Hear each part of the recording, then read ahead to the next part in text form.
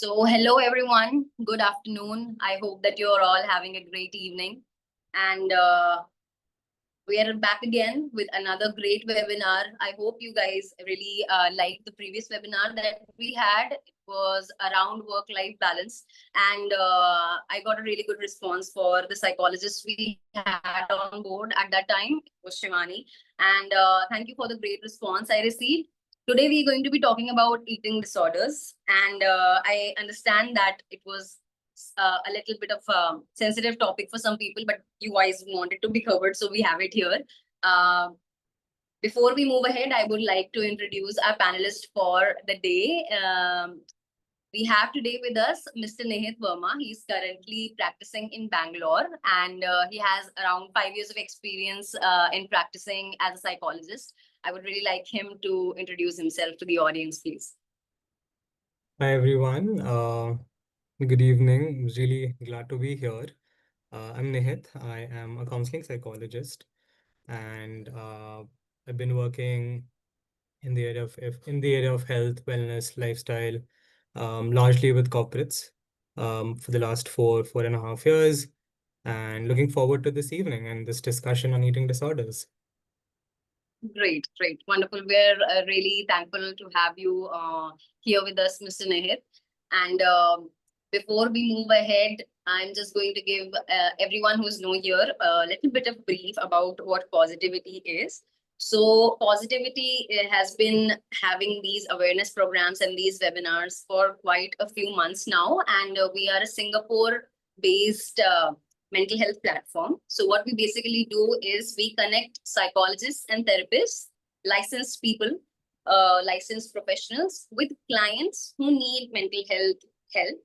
And, it can be from anywhere around the globe. You can go through the various types of psychologists who provide a variety of therapists on our portal, and you can choose pick the one who you find suitable. Apart from that, we have a very good UI UX, and you can use the calendar to book the various sessions that you want to book with your therapist, with the choice of your therapist. And apart from that, for every booking and for every appointment that you have, you get reminders. We have our own team sitting there to assist you for everything. So I do believe that, people who have already checked out our platform do go through it once again. We also have enterprises and business services available. So please, if anyone needs anything related to mental health, they can do check out our website. Apart from that, as always, I want to give everyone a brief into, what our housekeeping rules are going to be. You guys are going to be on mute on entry. In case you want to ask a question, you can raise your hand to speak, or you can send your questions to us via the chat. In case we have polls, you can respond to them, and this meeting is going to be recorded. So I just want everyone to know that. So just sit back and relax, and we can start our session. So since we're going to talk about eating disorders, we're going to talk about the actual reason why eating disorders happen, and then what is the psychology behind having eating disorder, what they feel like, what are the treatment and recovering any eating disorder. So let's begin. The first thing that we're going to talk about, and this is the first question that I have for you, Nihit. What actually qualifies as an eating disorder? We know there are so many fads and so many different kinds of diets that people follow. When do we know that a person is having an eating disorder? Got it. Thanks for the question, Deepthi. So I think eating disorders are often very misunderstood. There are a lot of stereotypes around it.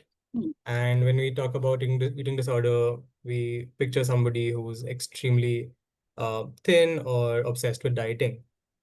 But that might not be the correct way to look at eating disorders. It's often more complex. It's more serious. It is. I think it's not just about food or weight or appearance, but um, can sort of can have a lot of underlying reasons behind it. Eating disorders, I think normal dieting may not qualify as eating disorders. Um, it becomes a problem when it's chronic, when it is repetitive, when it um, which starts interfering with your life, and it causes a lot of distress to you, and um, there's this need to control. There is again, it sort of impacts your body image. It impacts the way you perceive yourself. So I think once it becomes more chronic, once it becomes more distressing, that's when it sort of qualifies as an eating disorder. Okay. So it's supposed to be a chronic behavior that a person exhibits, Right. relationship to how they eat. Yeah. So most of the eating disorders that you see amongst patients, what Mm-hmm. kind of eating behavior do they exhibit, or what kind of relationship do they have with food in general? When we see that it's distressed or it's disturbed. Mm-hmm. Mm-hmm. I think before we get into that, I think it's important to also understand the different kinds of eating disorders, right? Like kind of Yeah. patients, usually, or different kinds of presentations that we come across. Hmm. Um, I think uh, so. One of them is called anorexia, which is restrictive food eating, and there is this intense fear of gaining weight. Gaining weight. Yeah, it's mostly about gaining weight. It has to do with our body image as well. So we restrict our food habits. We go on intense dieting, extreme to a point where um, it starts to sort of show up, Okay. right? And but again, that's what happens most of the time, but that may not always happen. Okay, and in anorexia, there can always be some kind of a compensatory behavior as well, right? Okay. So even if you end up eating a little, you Hmm. end up, let's say, doing some form of intense exercise to burn the amount of calories you Hmm. mentally perceive that you might have gained Hmm. while eating a lunch. So there are, let's say, if you're eating 3 meals a day, number one, the quantities might be very restrictive. And then you might end up, let's say, compensating by over exercising, etc. Let's say 3 to 4 times a day. So I think that's one of the common eating disorders. The other one is um, bulimia, Hmm. which is again, you don't per se restrict yourself from eating. You go on this binge eating spree, which is often like coming from a lack of control. So it's not that you're doing it very consciously, it's just happening. You can't control it. Okay, Hmm. you end up eating a lot, which causes a lot of guilt. So Hmm. again, when I say eating a lot, it can differ. It doesn't. It's usually more than what you would otherwise eat. Hmm. And then you end up indulging, you feel a lot of guilt, and then you indulge in some kind of, again, compensatory behavior, which could be vomiting, which could be taking laxative, constipation medications, again, excessive fasting or over exercising. Um, so this is another sort of presentation that is often seen. Hmm. And then we have something called the binge eating disorder, Hmm. where you again go on repetitive episodes of eating larger than usual quantities of food. Hmm. Um, and you feel out of control during these episodes.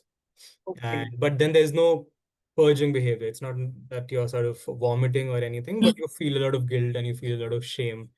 Oh, So that's binge eating disorder. all right. So there are three different presentations that you mostly. Largely three different presentations that we come across. These are also clinical Hmm. disorders per se, right? Nice.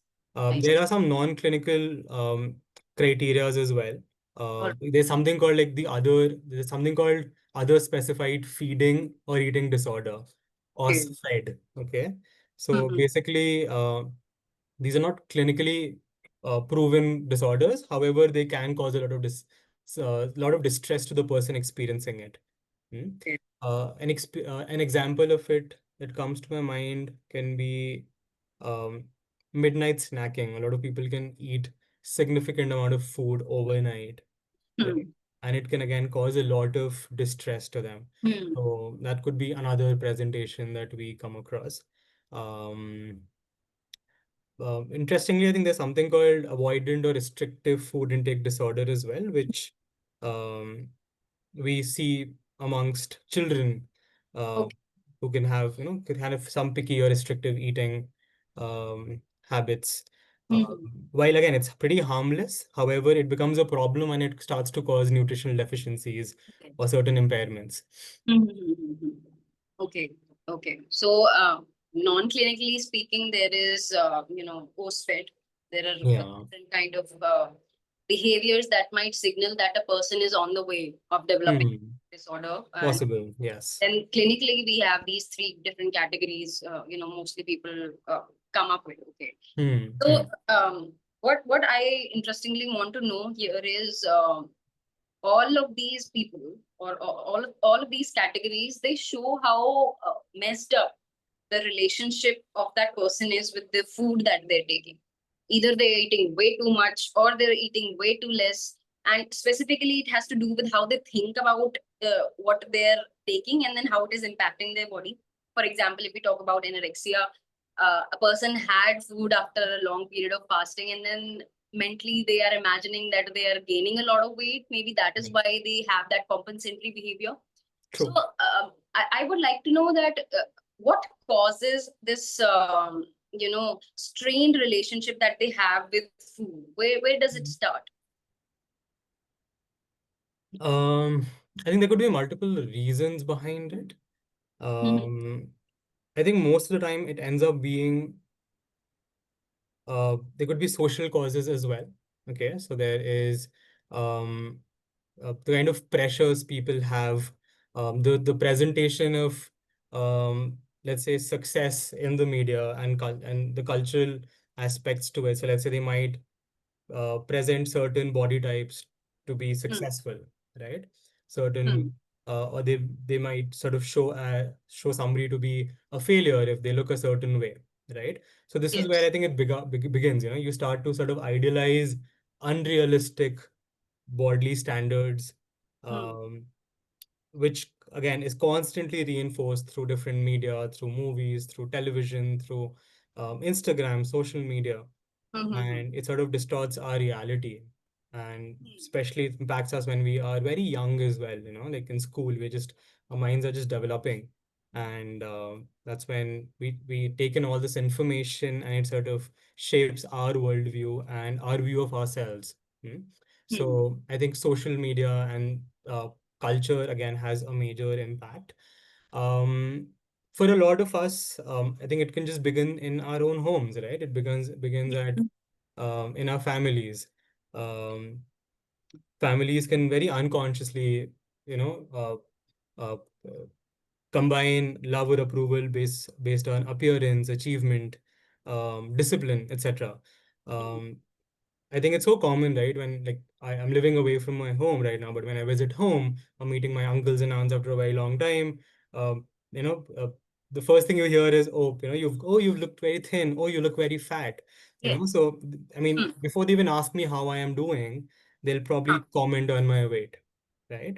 So it ends up becoming, um, and right now, of course, I am aware of this, but when you're young, when you're like a child, you're in school, it sort of impacts you, right? You, so it sort of unconsciously impacts how you perceive yourself Hmm. and the importance of a certain body type or looking a certain way. Hmm. Mm.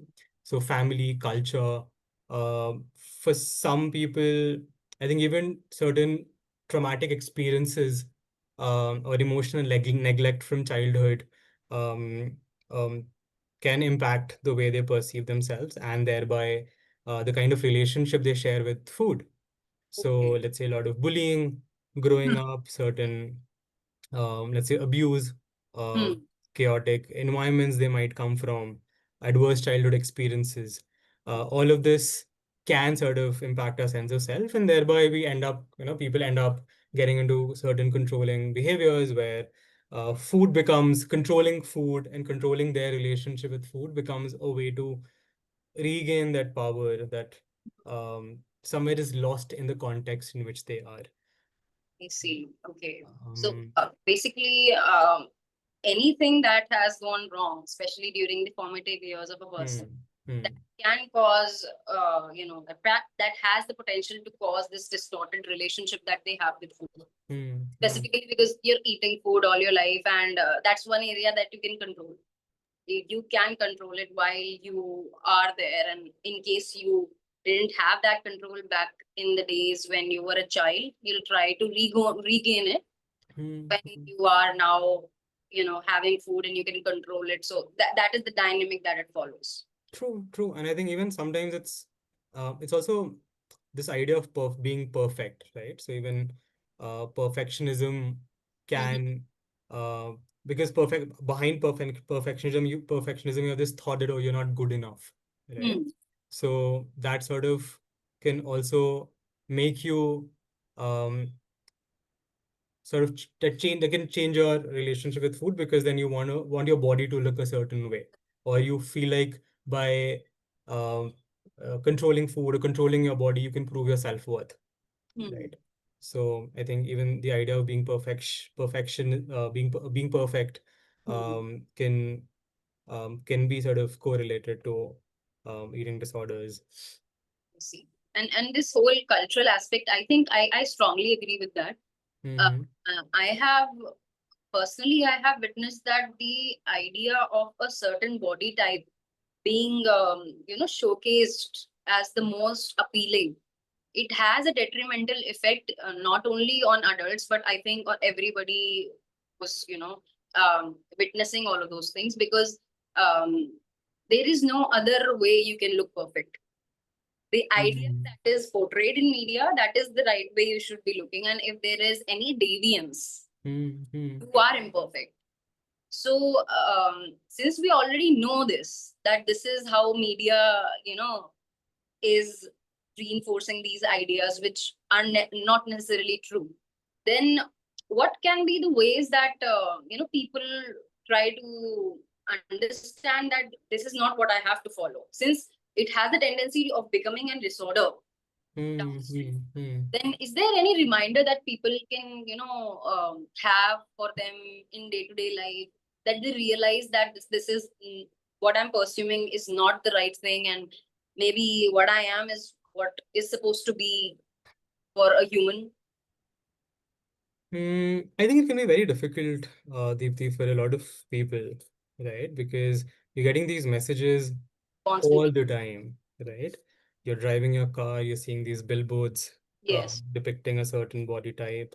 You open your phone, there's certain depictions on your, you go shopping, you see certain depiction, right? So you're constantly being bombarded with these messages. And I think the change basically starts probably at the top and at the bottom, right? So we probably start at the very um, when you're basically during your formative years. So I think the way the Hmm. education, the curriculum is sort of planned for children in school. I think that can um, a curriculum that sort of supports um, Hmm.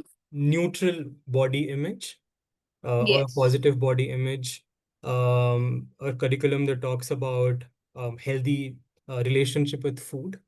Hmm. I think that's what is needed. And I think also at the top, where policies are designed in ways where, there's some kind of regulation in media, honestly. Hmm. Or even I think it becomes like media's ethical responsibility as well to sort of um, uh, have more realistic standards portrayed.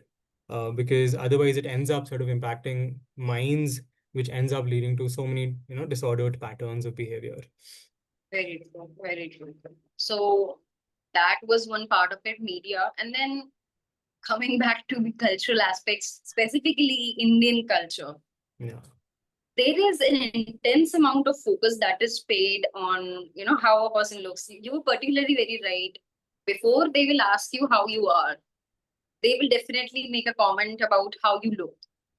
Yeah. So this reinforcement again and again, obviously a child can form their own, perception about themselves through these comments that they get.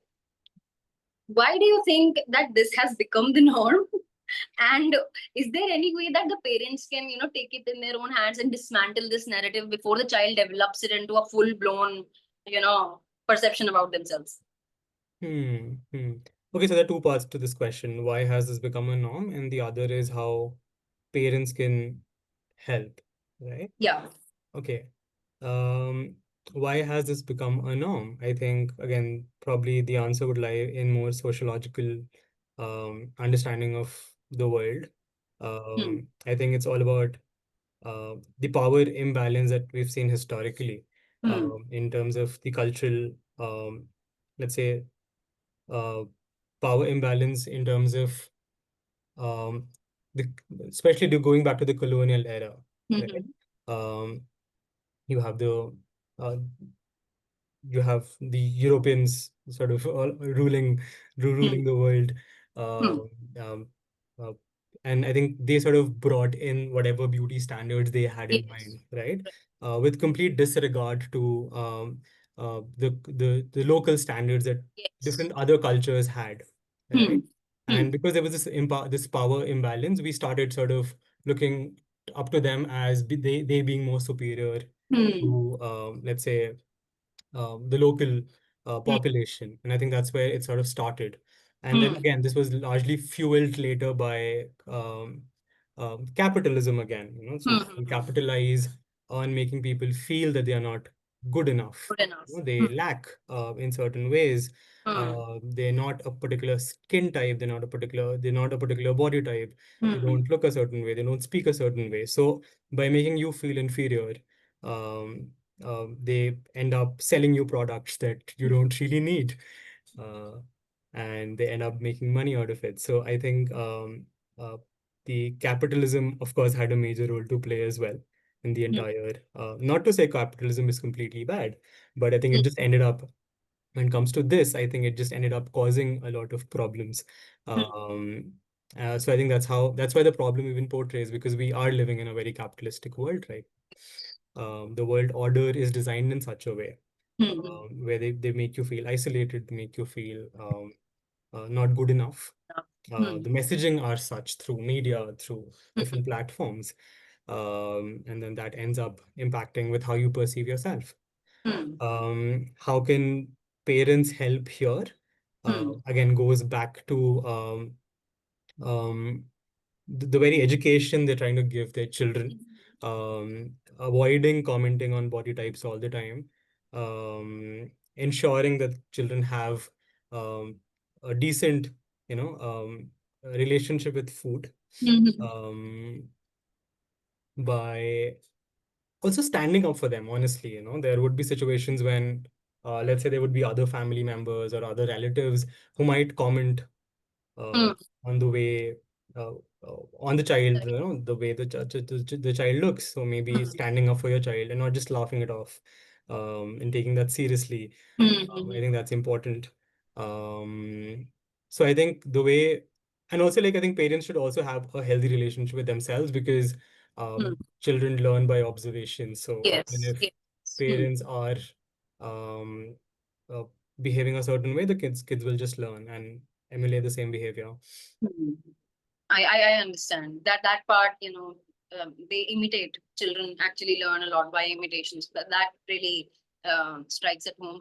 One other question that pops in my mind is there any way you can, evaluate whether your child or any person is healthy or not without simply looking at their body and, giving first hand comment? Is Hmm. because once you see somebody who is a little larger body type, people Hmm. automatically assume that there is something wrong with this person. They're True. probably overweight or something, but that person might be healthy. Hmm. So this dynamic, this dialogue, is there any solution to this? So basically, we're trying to understand the early signs, right? Like, Hmm. um, so what are the other ways of understanding if somebody might have eating disorder without really focusing on the body type, Yes. right? Hmm. Certainly. I think there could be a lot of other signs as well. Hmm. There could be some physical symptoms, physical signs in terms of, let's say, your energy levels. Okay. You're feeling a certain way, you're feeling fatigued. There is a lot of dizziness. There could be fainting episodes. Again, this is there could be other reasons as well, not just for eating disorders that can cause this. But again, just to sort of be on the lookout if there are and there's some energy issue. There could be obviously some kind of weight fluctuation as well, but the so maybe noticing that there could be issues with your digestive system. There could be issues with the hair, the thinning of hair, etc. Okay. There could be menstrual irregularities as well for teenage girls. So if parents can be on the lookout for that as well. Uh, Maybe, but then there could be other emotional and behavioral patterns as well. So maybe somebody might be way too preoccupied with food, counting calories, constantly checking weight. A lot of people have weighing machines in their homes, right? And then the kids might just be constantly checking their weight. Yeah. And maybe on a regular basis, that's an unhealthy, that can be a sign that the child might have unhealthy relationship with food or might have certain body image concerns, right? Um, um, Mood swings, excessive exercising behavior. I mean, of course, it's good to encourage children to exercise or maybe play sports, etc. But if you see that there's some kind of excessive behavior or some kind of secrecy around it, maybe I think having a conversation can help.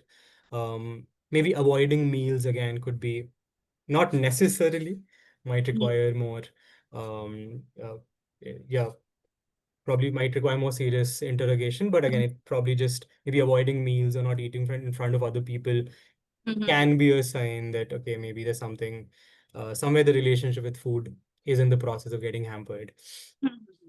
That really does make sense because um, when you see children around you and you know if they have been commented on, they'll definitely try to correct it. I have seen Yeah. that mostly children do try to correct that pattern. So if somebody has been commented on that, they are looking larger than they were, they'll try to cut down on meals, and even a few sentences or the few ways that they talk about their relationship with food does give out this impression that something is messed up. So I think with children it's a lot easier, but once these patterns reinforce, especially when they become adults, the level of secrecy and stealth, it reaches another height, I think. True. It's next level. You cannot tell that this person is actually, maybe they are vomiting their food out after having it, or they're not eating at all. That can be possible. But yeah, energy levels, that would definitely give it out, or hair thinning or any other physical symptom. These can be possibly, the give outs. Okay. This is an important part that I want to understand, and possibly like the viewers as well. What does it feel like to have an ED for the person who's having an ED? Okay, so I think eating disorder, again, we sometimes fail to understand because maybe we're not experiencing it. So we don't really understand what the other person might be going through. We start judging, we start brushing it off. But I think living with eating disorder is like having this constant critical voice in your head that's telling you that you're not good enough, right? It's constantly judging you. It's constantly, it's not satisfied ever. It's sort of, again, it's a lot of messages that you've gotten through formative years are constantly playing. Okay, you need to be a certain body type, you're not disciplined, you're unloved unless you look a certain way, or you need to earn this love by controlling food, by shrinking your body, right? There is a lot of fear, the fear of gaining weight, fear of losing control, fear of being seen as they truly are, fear of, especially in, let's say, in a school context, or in, if you're going to, if you're working, maybe there's a lot of fear as to how your classmates or your colleagues perceive you. So all of that is there. There is a lot of guilt. when you don't eat food, when you eat too much food, when you're exercising, when you're not exercising. Um, there is even some kind of resistance to letting yourself rest, basically, right? Even allowing yourself to feel at rest, to feel some kind of comfort. And this is heavy, this is constant. It's not like a one-time thing. It's okay to maybe, all of us might go through something or the other time and again. We might feel some guilt, some shame. But then again, that's not eating disorder, right? It becomes a constant thing. It's very heavy, it's very deep, it's constantly present. Um, so I think that's what it looks like. It can be a little obsessive, for lack of a better word. The constant thoughts about food, calories, weight. Um, like we discussed, there's we had those punishing or compensatory behaviors as well. So purging, restricting, over-exercising, self-loathing. Hmm. And again, that just listening to that constant voice in your head that okay, you don't deserve rest, you're not good enough, and it's just all consuming, like just causing a lot of anxiety, Hmm. um, and fear, and just having that ritual in your mind all the time, 24/7. Um, and it is a vicious cycle at the end of the day. Yeah. It sounds exhausting and really Yeah. discouraging to even, you know, like getting this account that they're constantly on loop, having this, thing running in their mind about how they are and how they eat. I think this message is not given quite that often in our society, that uh, they are good as they are, I think Yeah. people need to be reminded of it more often, that they are fine and lovable as they are, because mostly they're trying to fit into some stencil that's not meant for them, and it's not even necessary. Like, Yeah. but this narrative is not really very popular, because I think maybe the reason is capitalist economy. That's going to lose a lot from it if people just accept themselves the way they are. They might just not support the businesses that they do support. True. So True. I can understand. And there's a lot of invisibility, like you said, it's not the common narrative that we come across. Yeah. And for most part, I think, and again, not everybody, uh, like you said, this idea of secrecy and shame. Once you, when you're in school or when you're growing up, obviously, people can still gauge it, Hmm. maybe, may Yeah. not, but again, maybe. But again, when you grow up, it becomes much more easier for you to sort of live Hmm. in that secrecy of it. Yes. So it's often so invisible because it's very difficult to sort of gauge, most of the time. You're very high functioning, basically. Mhm. Yeah. You Yeah. are, That would be the right word. yeah, you are very high functioning. You're going to work, you're taking care of others, you're partying, you're laughing, you get good grades, you're just being this perfect person, quote unquote perfect, Hmm. and you just for somebody, for an outsider, things are Hmm. great, but Yes. it's only you know what's going on Hmm. inside, like the exhaustion you were talking about. Right. um you're just negotiating all the time with your body, with food, Hmm. and it's a constant battle. That sounds really, really exhausting. Uh, Coming back to, after understanding how they actually feel on a day-to-day basis, having an ED, or even when we talk about somebody who might develop an ED, they have such behaviors which are not chronic per se, but the relationship with the food that they have is distorted. Somehow it's not healthy. Maybe Hmm. Hmm. they have this habit of following fad diets, or Hmm. falling for trends that give them a quick fix or sorts. So in that case, what can be the ways that they can regain a healthy relationship with food? And if somebody does develop a condition, then obviously seeking help from a psychologist is definitely, and a Hmm. Hmm. psychiatrist, that is a way. But what can they do for themselves? Hmm. Hmm. Um, I think I think that's a wonderful question. I think we definitely need to talk about this more because I think healing is obviously possible here. And it's definitely worth it, because of the constant uh, exhaustion that the person is experiencing, right? But again, it's not going to be a straight line. It's obviously not going to be it's not very linear. There's a lot of it can be a little slower. It's very personal for the person who's going through the recovery or the treatment process, right? Um, I think some of the things that can be done would be, number one, I think, apart from just reaching out to a psychologist, which obviously is something that we would recommend because certain psychotherapy techniques, like CBT or certain intervention models, are designed to help people with eating disorders. However, I think other things that you can work by yourself is maybe developing um, some kind of self-compassion, right? Yes. I know it's not easy. It's easy for me to say that, okay, you Yes. can develop self-compassion. I know it doesn't come very naturally sometimes.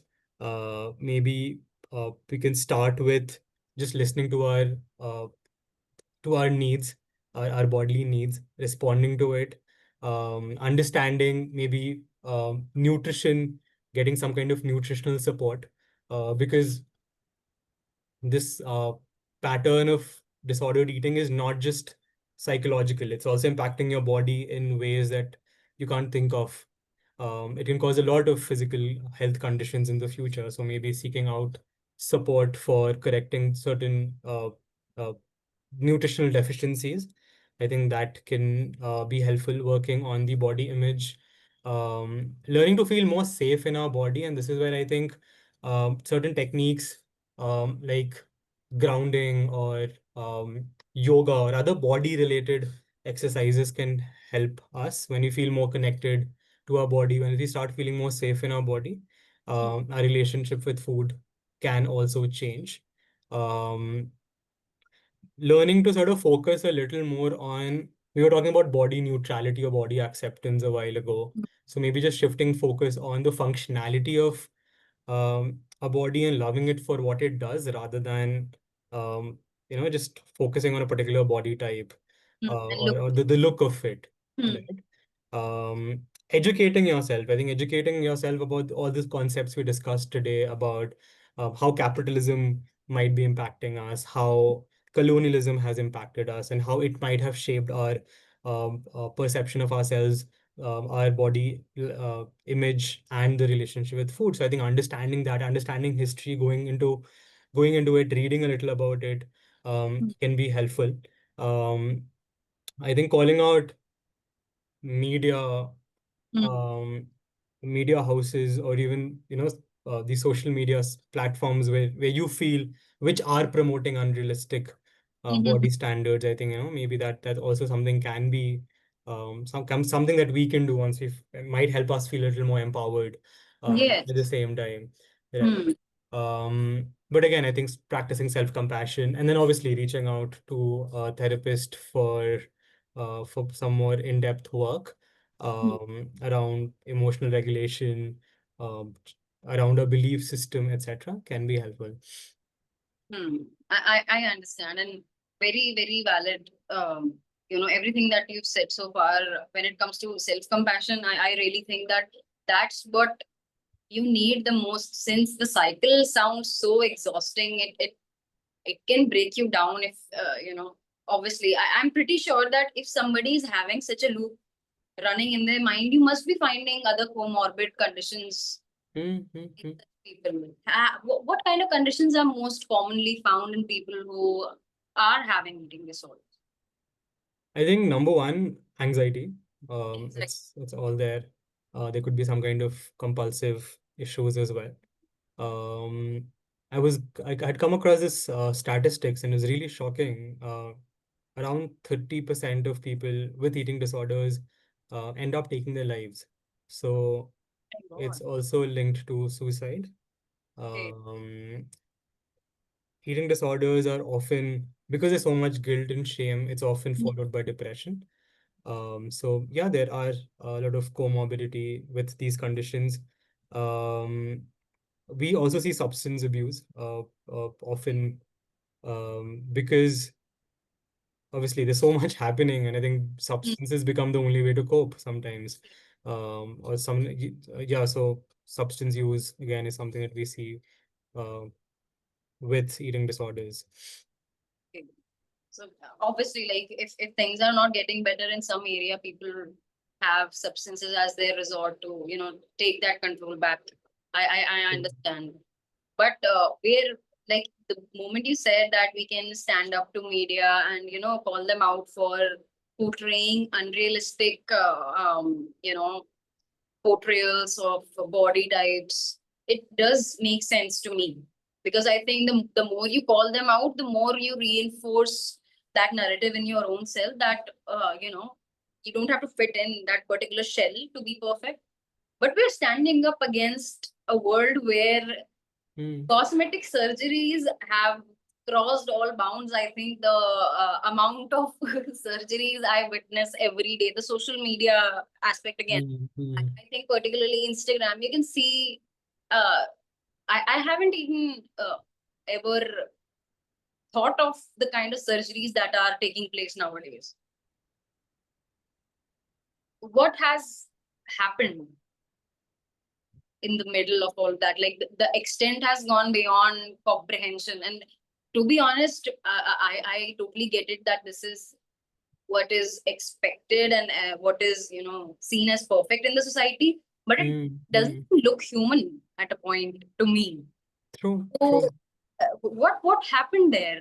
Something has been going really wrong, that people are looking at those people who have gotten those surgeries. Those surgeries are, I don't even know how to explain it the right way. They change your body entirely, and still they are being pursued, being normalized. And True, young true, women, true. especially, are falling prey to it, because it's women who are mostly, portraying themselves with those sorts of surgeries, putting their life on risk. Very dangerous surgeries. So, what happened that it got to this extent? I think people are just being sort of, people are being sold this idea that there's a quick fix, right? You have a problem, there's a surgical way out of it. So that's one. But I think it's again coming from this constant dismissal of their concerns.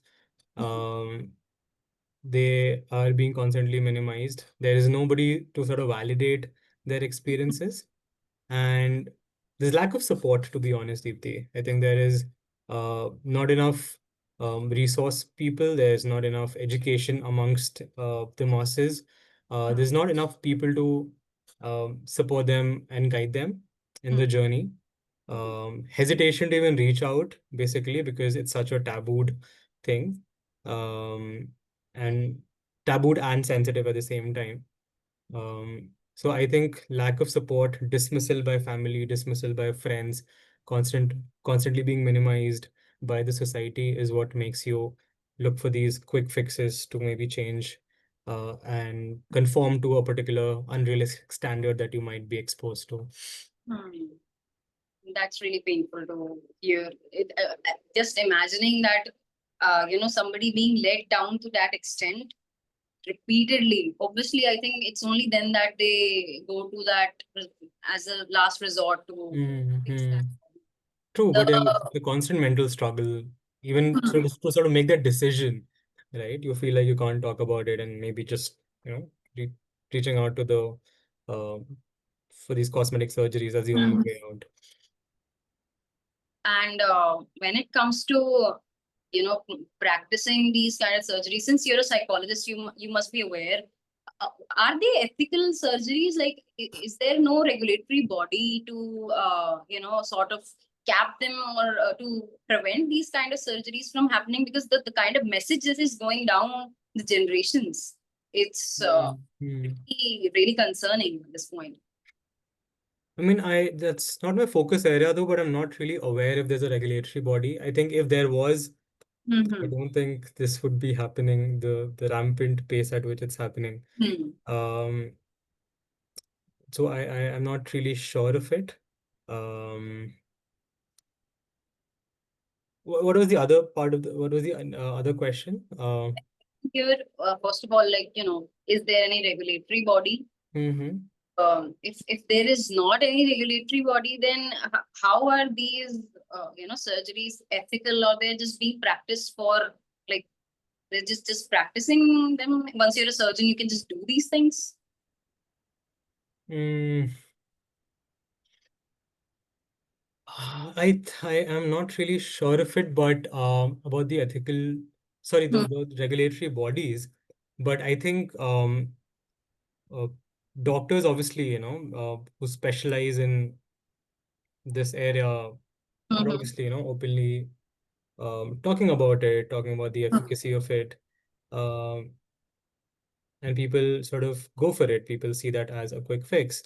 Um, no, I think when you were talking about it, I think I was thinking about something else and I just slightly zoned out. Um, I That's mean, fine. so for a lot of so especially for some surgeries, some cosmetic surgeries, there are some kind of um, protocols in place where the person is usually advised to go for psychological support Okay. before they um, say yes to, Mm-hmm. before they sort of go for the surgery fully. Mm-hmm.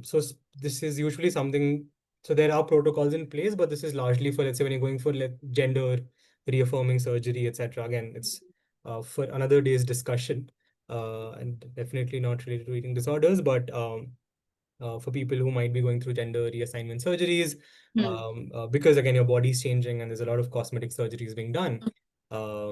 There is often an element of psychological support that's there. So you need to go through mandatory counseling sessions. That's the usual protocol. I'm not sure how much it's being Mm-hmm. followed by surgical procedures, etc. Just so that you feel more supported in the journey. Um, but I think for regular cosmetic surgeries, I don't think there are protocols. And even if there are, I don't think they're being followed, considering the way in which it's happening rampantly. Because I think I know of a friend who had reached out to a cosmetic surgeon a couple of years ago. Um, and I don't think there was any such protocol that was in place. You just inquire, you set a date for an appointment date, and you get your surgery done. So it's as easy as it can be. It was a little reassuring that certain procedures do have a psychological assessment before they actually go for the actual surgery. That should be the case, hopefully. I think that should become the norm. I think that should be the protocol if Mhm. and should be followed, honestly, because um yeah, because a lot of these surgeries are not reversible. So sometimes people just regret Exactly. this, and then it ends up impacting you for your life. Yes. And another part that I want to ask, like, obviously, for example, with the advent of AI, we see that, the kind of ways people are interacting with AI, it is going to give us a bunch of newer psychological problems. The aspect of finding a quick fix, I have seen, particularly, I have felt this way, that with the amount of social media and the internet that is, penetrating each and everyone's life so deeply, affecting each one so deeply, uh, is there a connection between how much we want quick fixes and how much it is affecting our day-to-day habit with how we relate to ourselves? Because um, let's be honest, the generations that are coming beyond, like Mm-hmm. the younger generations, they are from the very beginning, they are having those kind of exposures from a very, very young age. So Mm-hmm. what kind of dangers are they surrounded by? Dangers around seeking quick fixes. Yeah, and I'm pretty sure it's not going to just limit itself around eating behavior. So Mm-hmm. what really is the danger? Because this quick fix thing is going around everywhere. People don't have any patience. Mm-hmm. No, I think obviously I think it's extremely um concerning, to be honest. I think that the amount of quick fixes, 10-minute deliveries, Mhm. we are looking forward to. And I think behind all of this, um, there's so much. I think again we can look at it from different points of different angles, right? Uh, from emotional angle, again, there's lack of regulation, emotional regulation. You want instant gratification to a lot of issues, that to all your needs, basically. You need um, so there's instant gratification, there's a lot of compulsive behavior that we end up seeing, a lot of impulsive behavior that we end up seeing, from a psychological point of view, from an emotional point of view. Um, and again, because people have these needs for instant gratification, I think there's this entire industry that's being set up to meet the needs of people, which again just ends up creating more problems. I mean, talking about instant food deliveries, again, it's impacting our relationship with food because it's related. So, since we are talking about eating disorders, I think it just makes it easier for us, number one. There are a lot of people who are being exploited, the delivery staff, etc., being hardly, they're not being paid anything for the deliveries they make. So again, a lot of social concerns there are individual, personal, psychological concerns that I think one is experiencing. So there are grave dangers, and I think it's just starting. So we're still sort of in the process of finding out what probably this will become. But I think what I see mostly is uh, the inability to regulate emotion, which is coming up these days because of this need for instant gratification and quick fixes. So I think that the inability to face their emotions, not being able to sit with any discomfort. Yeah. So how are people supposed to learn to be able to sit with their emotions, or to be able to face the discomfort? Now I understand discomfort can either mean that something is going to harm you or something is going to benefit you, but mostly people don't understand the differentiation there, and that is where they mistake the kind of discomfort that they're facing to be something that they need to just get rid of as quickly as possible. So that would be one part of it. Apart from that, generally, what kind of emotional regulations or emotional regulation techniques should everybody know that would help them on a day-to-day basis? I think okay, so that's an interesting question. The kind of emotional regulation technique. So there's this entire um, therapy modality um, called DBT, which sort of talks about emotional regulation and distress tolerance, right? So learning to sort of deal with the discomfort that you're feeling, sitting with the discomfort. I think learning to accept situations becomes a one. Um, I think something that people can, or something that I practice a lot with my clients is breath work. I feel, uh, just accepting situations as they are and focusing on their breath to regulate themselves. I think that becomes an important, very important tool. Personally, again, that's my personal kind of work that I do with my clients. Um, and of course, gradually challenging themselves as well, setting realistic targets and realistically challenging themselves to sort of sit with certain discomfort, or, whatever, or to sort of challenge themselves on a day-to-day basis. So that also helps them build their tolerance. One example could be, let's say, exercising, right? So exercising, again, is a way to build your tolerance levels, right? You start going to the gym, maybe you start with a very basic exercise regime, then you sort of gradually start lifting a little more weight. You go on the a little more intermediate level, then maybe advanced level. So you're basically you're changing you're building your tolerance towards certain discomfort, right? That's one example. So challenging yourself, um, learning to accept situations as they are through breath work.